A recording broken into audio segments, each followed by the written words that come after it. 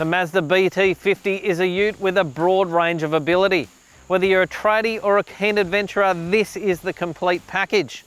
Come with us as we journey from the hinterland behind Kempsey all the way down to the coast in this beautiful weather. Along the way, we'll show you just how well this ute handles most off-roading situations owners will encounter. Along for the ride, we've got Lloyd, a mid-north coast local, and we'll get to see exactly where he's taken the Mazda BT-50.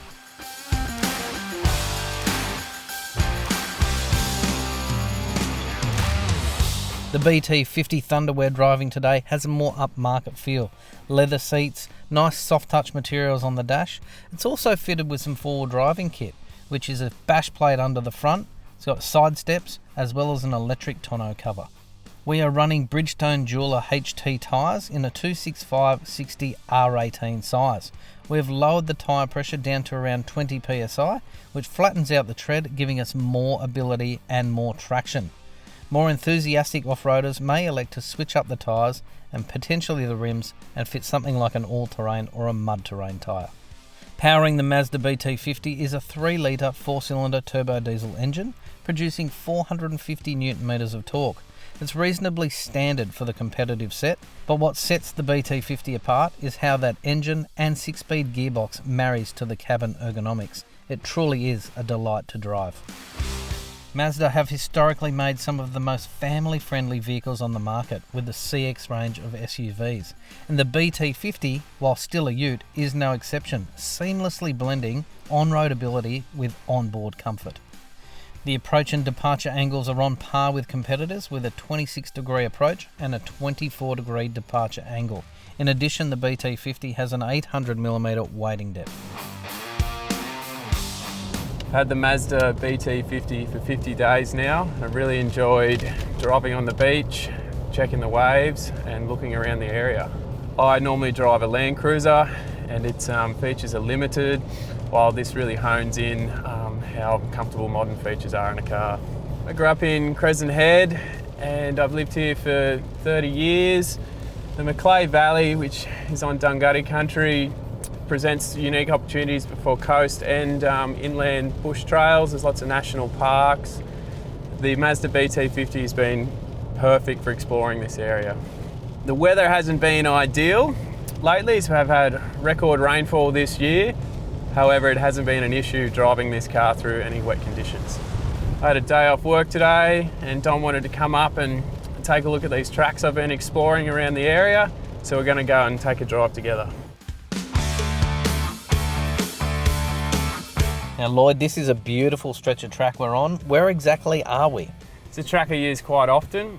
It eventually takes us to the coast, but it has this huge diversity of terrain from sand, rock to gravel, and eventually winds through the national park and we'll come to the beach.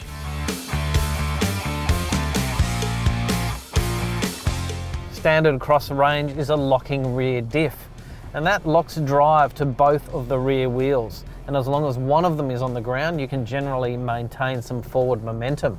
It's perfect for loose rocky hills or really muddy hills where traction is paramount. In addition, hill descent control is a great feature that helps control the vehicle when you're going down a steep slope.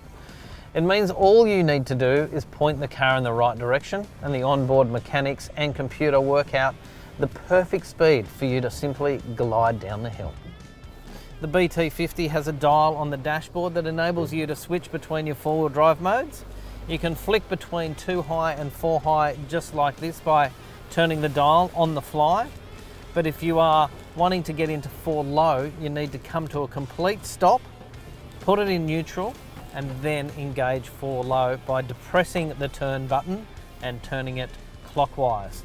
That will enable you also then to engage the rear diff lock, which only works when you're in 4 low.